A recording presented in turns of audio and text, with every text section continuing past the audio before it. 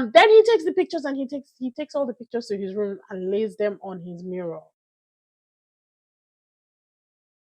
I'm just going to let you guys sit with what I just said for a few seconds because I was like, why?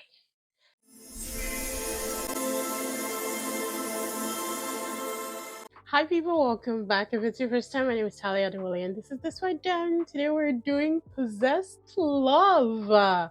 Yeah, I know that is the title is a lot. Don't get me started. However, before we get into it, be sure to do all the right things. Follow me on Patreon. We have fun there. And let's just dive on into this because yeah, it was intriguing. So I don't know how I found this honestly. I was scrolling on the website where I usually watch all my K-drama and Korean content. One of them anyways. I use like 3 of them. But this one is the best one. Honestly, it has the clearest stuff, everything. Let me know if you guys let me know in the comments if you guys want, what's it called, links attached. I use a VPN. I would recommend that you use a VPN, honestly, for anything that you're doing. If you don't have one, I have a link in the description. Be sure to check that out. But yeah, let's hop on into it. So I saw Possessed Love and it just started. I think they only have actually maybe it's all done now.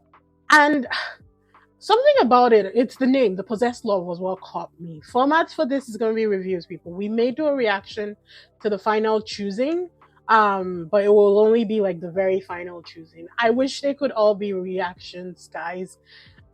But I'm one person. It's not feasible and I don't want to get burned out. So, yeah, anywho. And then I saw the name and I was like, what the fuck is Possessed Love? Like, in what world is that a title that we should be, using? I just got intrigued. So I looked it up. And when I read the description, the bio of the show, I was like, yeah, hooked. I'm in it. Let's do it. So let's dive on in. 8 fortune tellers have gathered to read their own future dating lives while staying at the possessed house. Don't get me started. Together for a week, the young fortune tellers will each utilize their speciality to blindly find their destined love. Will they be able to find their destined partners? And what will they do when their feelings decide to go against their fate? Which is usually what happens when it comes to love and anything about matters of the heart. It is without fail. That's always usually what happens. Get ready to join the love story with Shin Dong Yeob, Yoo In Na, Gabee. Oh, that was Gabee. Oh, Yoo Seon Ho, Park Sung Joon on the panel. So of course they have a panel. Why is it saying Possessed Love Season 2? Hold on. Oh, it already got approved for a second season. Oh, that's what this means. That's what this means. Look at that. I'm not surprised. Honestly, I like the show. I don't know. Do you guys believe?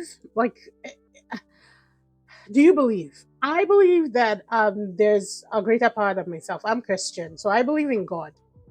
I'm extremely spiritual. I believe that ghosts, ghouls, columns.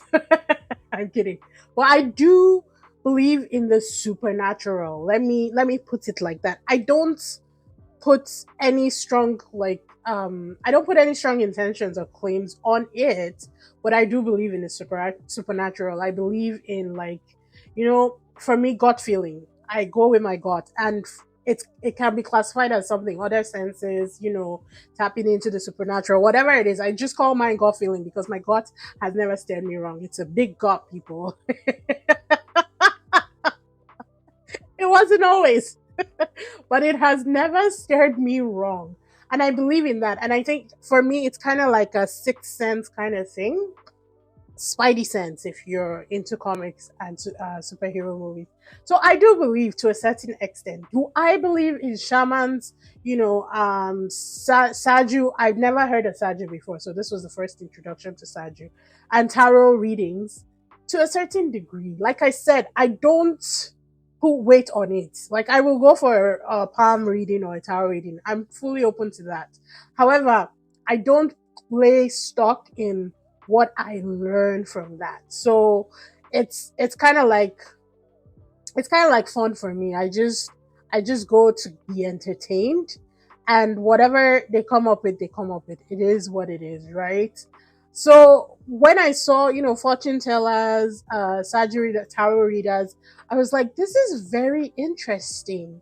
I've never seen a spiritual leader read their own fortune before. There's always that thing where they can read others, but they can't read themselves. So I was always like, how would that work? But I was intrigued, guys. So when they started, I was like, yeah, let's go there. They all had their fate tags.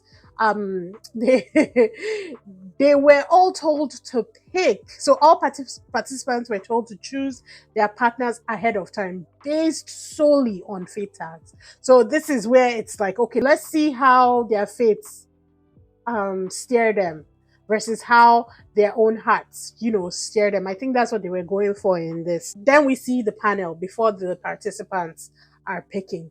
We then see the panel.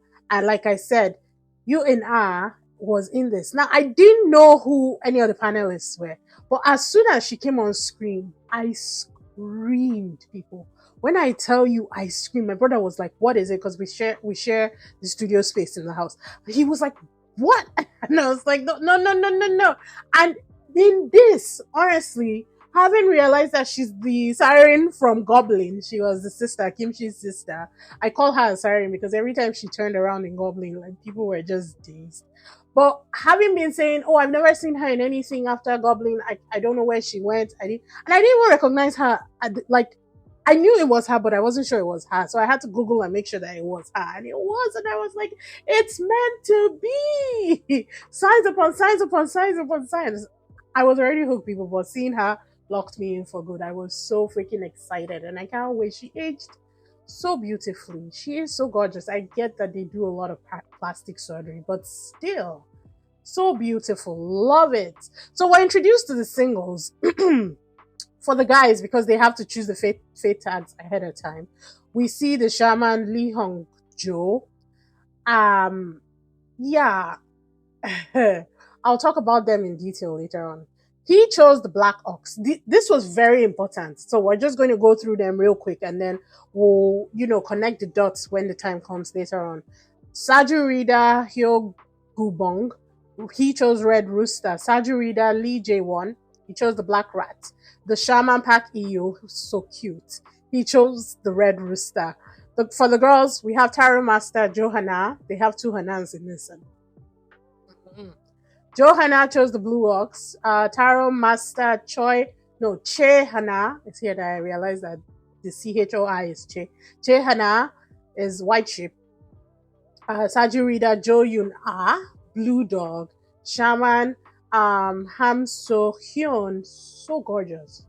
So beautiful. This girl was stunning. She chose the blue dog, and that was it. So it's eight of them. So she was the last one to choose. They do have rules in the possessed house. They always have rules: no revealing of jobs, ages, and all that kind of stuff, and all that whole deal. Then they show them coming into the house one by one. So the first person to come to the house was J1. He is a Saju and divination consult. He's been doing that for 6 years. He was ranked in the top 0.01% in his university, I think, and he is in the math department at Yonsei University. I'm not really sure why he slipped that in there, but you know what? You drop what you can when you can. First impressions of him, I thought he was okay. I couldn't really get a read on him, if I'm being honest. There wasn't anything that stood out for him. The second person that came in was Soohyun. Soohyun, I think that's how you say it. This was the beautiful girl. She's from Seoul. She has been a shaman for 1 year. Her grandmother was a shaman. Her father was a shaman. So she is a third generation shaman. She said she also carries the gift, obviously. They are filming in her hometown right now. So she feels that is a good omen. When Suyeon sees J1, she said that he looks like Yoo Yun Suk, and I had to Google who that was, but she was right. He was definitely a doppelganger for the actor. She thinks that he is cute, and she goes upstairs and pretties herself up even more while talking to. She talks to herself a lot, which I kind of, it was endearing to me because I do that a lot. I just found it really cute. Her aura, honestly, we're going to be saying things like aura because that's exactly what they were doing in this show, people. It fits. Her aura is very, for me, it's very pretty. Like it's very beautiful and very calm. That's the kind of energy I was getting from her. The third person to come was Gubong. Um, I was calling him sulky face because he has his lips are almost like constantly downturned. So it always looks like he's sad. He does smile eventually and he smiles a lot, which, brightens up his face. He's a Saju consultant and he's been doing that for 13 years. And his father was a monk. So that's kind of where he actually started and then kind of moved into Saju, um, I guess, reading or consulting. So Yan said that his energy was strong. And she then asks him about his MBTI and, proceeds to guess every single element right. It was kind of impressive actually. Chohana Chehana is next, and she kind of reminds me of G1. I think it was the fringe and the black hair. Something about her look was reminding me so much about G1, and I guess maybe because I'm wrapping up Marry My Sibling, I was kind of like, I don't know what it is, but she reminded me of G1 a lot throughout the entire episode.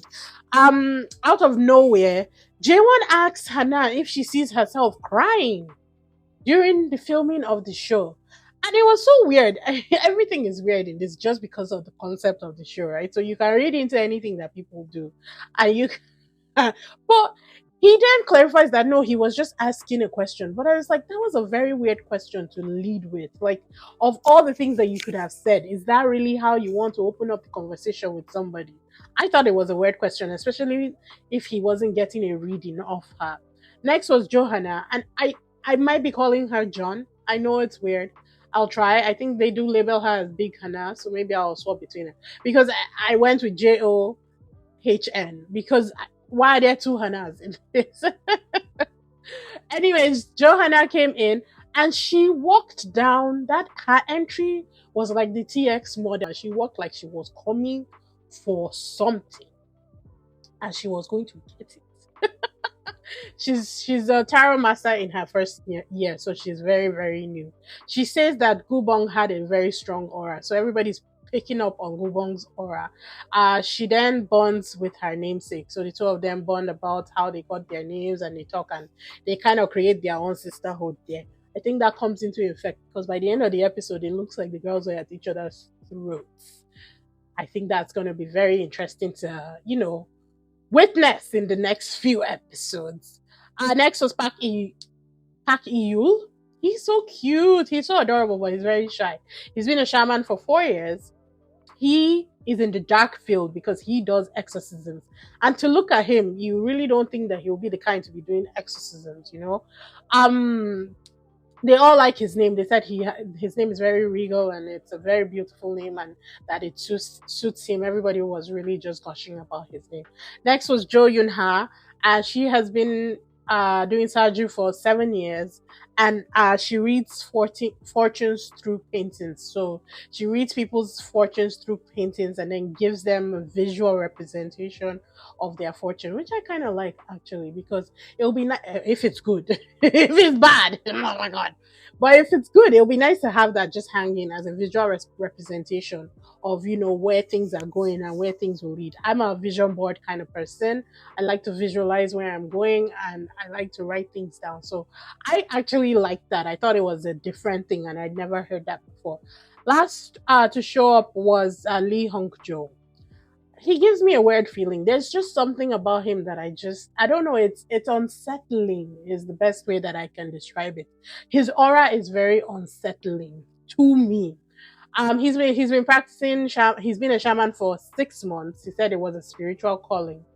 His family has the gifts on both sides, and he gets possessed by general spirits. So initially, I thought he just meant, general spirits, like all kinds of other spirits. But apparently, it's like generals, like military spirits. Interesting. Sohyun thinks he's good looking and tall, but he won't be easy to deal with. And I kind of understand what she's saying. I don't know, maybe it's because his eyes are a little beady to me, and I don't trust people with beady eyes. If you have beady eyes, it's not personal. Not everybody who has beady eyes is untrustworthy. But there's just something about this guy that it unsettles me. That's the best way that I can describe it. He did nothing, absolutely nothing, but there's just something about him that doesn't sit well in my spirit, guys. Anywho, there was this one panelist, like when all the other panelists were, commenting and getting freaked out about things or spooked about things. He just sat there and he smiled. And I don't know who he is, but I think maybe he's also a spiritual person as well. Let me see if he is here. Yes, Park Sung Joon. Let's see who he is. Ah, I was right because he just sat there and he would smile when everybody's saying things. He would just smile. He wouldn't really engage, or he would sometimes explain some things about fortune telling. He's a South Korean fortune teller, so I was right. Instincts, baby. I mean, you could have deduced that. Any 5-year-old could have deduced that. So it's not like it's a whole deal. So first impression choices. After everybody had, introduced themselves, they all had to pick up a name tag when they entered the house. So they were all holding their name tags. It is announced that they need to give the name tag to the person they are drawn to in front of everyone. The producers are producing and we love it. The drama. Wah, love it. So Park Yoon opts to go first. Everybody's trying to say who's going first, who's going first. They're all embarrassed. They think it's cruel. They're all flustered. And then they now decide the order. And he just volunteers and says that he will go first. So Yoo gives his to Soohyun. Johanna John gives hers to Jaewon. Jaewon gives his to Soohyun. Soohyun gives hers to Gubong. Shock and awe. I didn't see that coming. I really thought that she was leaning towards J1. If I'm being honest, I did not see her going towards Gubong. In fact, there was nothing that stood out for me for Gubong except for the fact that he had a very, very intense aura about him. And he really does. Just sitting there doing nothing, his aura is extremely intense. Gubong then gives his to Suyeon. So they match. They're the only ones that actually match in the entire house. Yoon Ah gives hers to J1. Che Hana gives hers to Hong Jo, and Hong Jo gives his to Suhyun. So she gets all the guises. And that is both good and bad because now she's enemy number one. Enemy number one. And I was like, oh my God. All the girls, well, maybe not all of them, but the girls are going to hate her. That is for sure. Johanna then hypes up the other girls, saying that, oh, at least they can relax because they didn't get any votes. She, I think, will not like. I think she and Suhyun will have problems. I'm calling it now because she tends to do under jabs. The way she said it, yes, she was laughing, but it was definitely a jab at Suhyun. Like, oh, look at her, she's so pretty. All the boys want her. What about us? It stemmed from bitterness and jealousy, obviously. I mean, who wouldn't be jealous that she got all the votes from all the guys? It's like they're all here to find love. But I think there's a way to approach things. So I feel like that's where animosity would begin. We just have to wait and see. It's only episode 1, so I'm not sure. But I think that those two people will clash. Johanna and Suhyun. They look around and then they decide on their rooms. The girls are all in one room. The Hanas share a bed, and then Yunha and Sohyun share a bed. They kind of form of close friendship in this episode. I don't really know how things are going to play out later. The guys, Eul and Hongjo are in one room. Gubong and Jaewon are in the other room. Gubong had a feeling that things will play out the way they did for the first impression I'm choosing. He said that he read the fortunes and it played out exactly how he saw it. Now he doesn't comment on it here, but later on he does actually read the fortune and it was honestly spot on. And I was like, oh damn, we're dealing with some true people. Because at first I was like, how true can it be? How spot on can they be? Are they really shamans? Are they really fortune tellers? Are they really spiritual, individuals? But I don't know. Take it for what you want. Like take it with a grain of salt. Whatever it is, I'm just here for entertainment and for content, people. So I'm a roll with whatever it is that they're giving me. I don't care either way. Jaewon then finds his way to Suhyun, and they're talking, and he says that he's disappointed that he didn't get, a heart name tag. And she says that she was really torn between the choices, because when she even went to give Gubong hers, she did say, I'm so sorry, but I thought about this long and hard, and this is who I am choosing, this is who my heart, decided to go with. Gubong knows they're talking, and he's really disturbed about it. I think he's irked about it. He looked bothered by them talking one by one. So he does go into the same room as them, kind of like breaks the whatever it is that was happening. He breaks it apart. In his one-on-one, he says that he didn't want he didn't want her to lose the first impression of him. So he wanted to keep that connection going between him and the girl that he likes, because apparently he does like her. Later, they cook dinner, and Suyeon is leading the team, and Hongjo just stands from a distance and stares at her. And then he does this weird smile. He freaks me out. He really does. This man has done absolutely nothing, but there's something about him that just freaks me out. I don't know. I can't explain it, guys. Please let me know in the comments if you guys like felt or understand what I'm trying to talk about here, because I don't know. I honestly don't know. There's something about him that just irks me. He then goes off to check, around the house. He's looking at books. Small Hana. So small Hana is Che Hana, and big Hana is Jo Hana. John is big Hana. So small Hana follows because she is into him. She really likes him. Like, as soon as he sat down, he talked about his signs and how something about him lacking water in his elements, and she has abundance of water, and how those two can complement each other, talking about fate tags and signs and all that stuff. So she has been drawn to him since he came into the house, and she did obviously give him her name tag when it came time to choosing first impressions, right? So she goes over to him, and they find a Polaroid camera. Those damn Polaroids, they gotta stop with this damn Polaroids. They take horrible pictures. They really do. I don't think they're meant for inside pictures. Maybe outside they take better pictures. But so far, because on Singles Inferno, the pictures are fine for the most part. They take horrible pictures. I can't stand them. I just can't stand the Polaroid pictures. Anywho, so then he decides that he wants to take photos, and then he goes straight to Sohyun, and he takes pictures of her first. He eventually takes everybody, but the way he said, "Oh, let's take pictures of everybody," and went straight to Sohyun, I was like, the man, his heart, that's where his heart is calling him. Even though his fate tag is not probably there. Then he takes the pictures, and he takes all the pictures to his room and lays them on his mirror. I'm just going to let you guys sit with what I just said for a few seconds, because I was like, why? Especially on this kind of show where, fortune telling, reading faces, reading fortune, analyzing every single person is kind of like the main thing on the show. Why are you taking everybody's picture to your room? Are you gonna be doing some voodoo? Like, what we doing? I don't know. So the guy just irks me, and I think it's gonna be a running thing throughout the season. They now tell them that the room of connection is open. The rules for the room of connection: anyone can get their fortunes of love told. Only two people of any gender can enter at a time. You may not share your surgery information with anyone else. It is essentially a place where two people get their fortunes read based on the connection.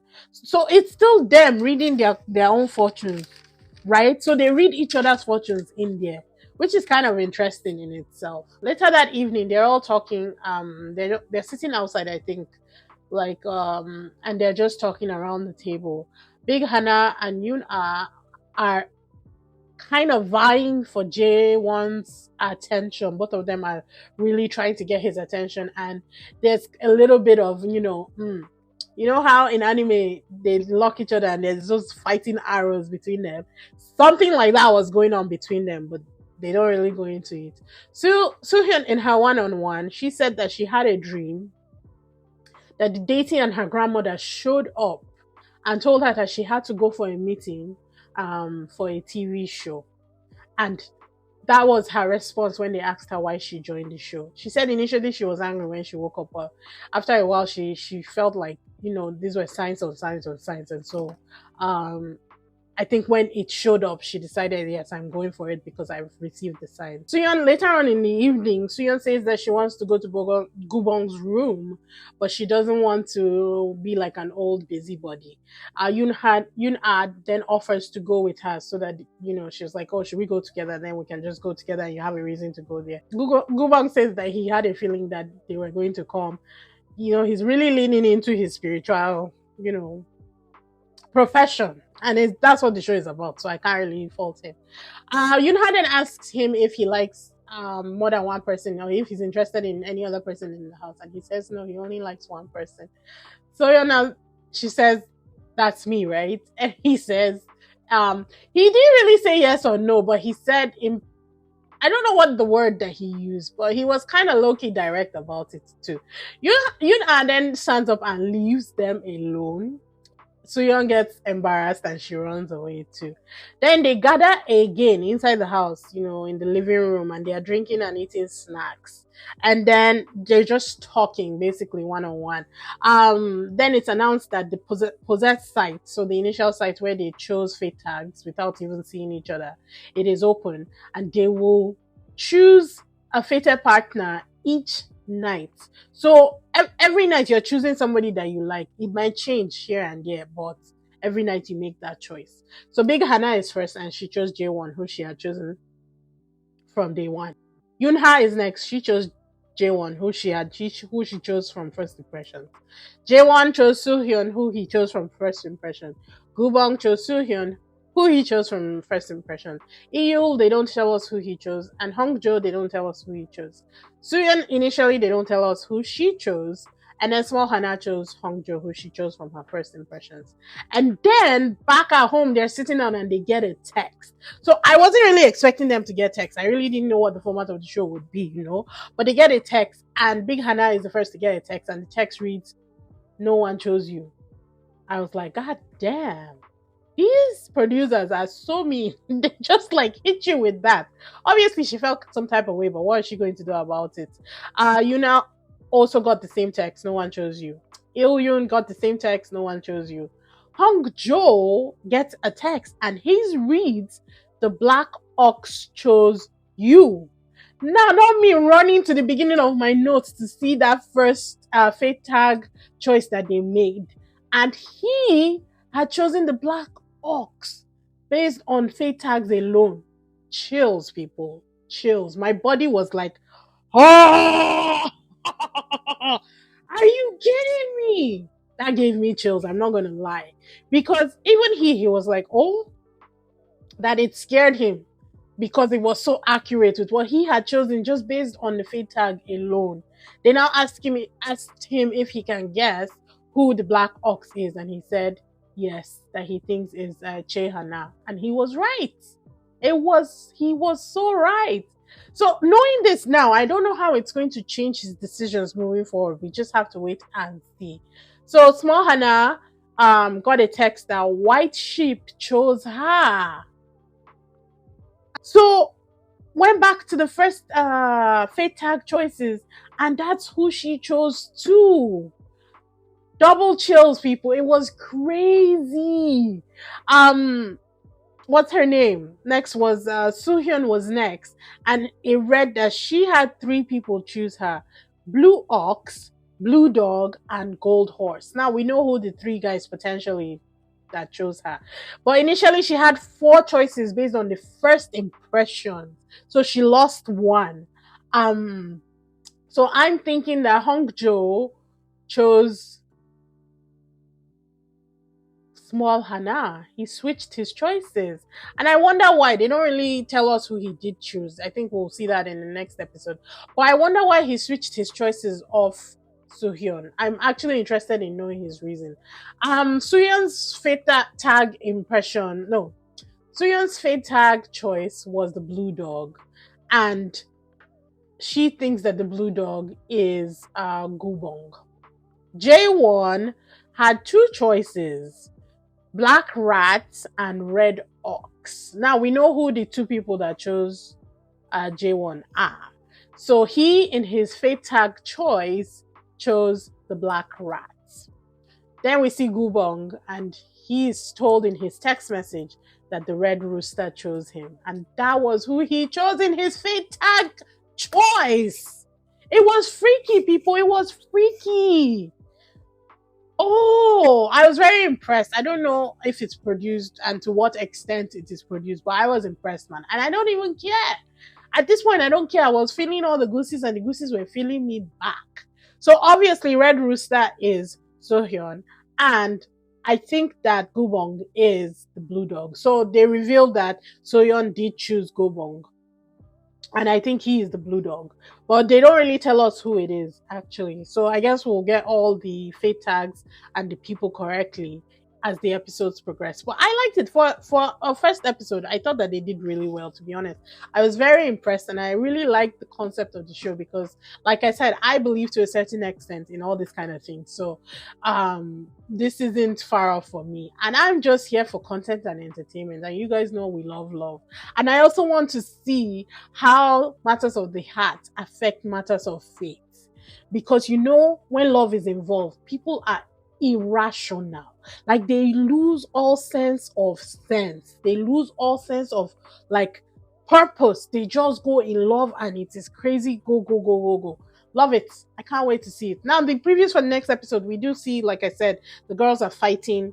We see small Hannah crying, saying that she knew this would happen, that it's too intense. We also have been seeing snippets of frustrated, you know, scenes of people being frustrated. We saw Suyeon being frustrated at one point, looking at her phone sign, putting it down. So we see a lot of snippets of future episodes as the episode went on, which I kind of am excited for. But yeah, I love it. I'm gonna see if I can watch episode 2 today. Each episode is about 1 hour 40 minutes, but because I'm taking notes, it takes a lot longer.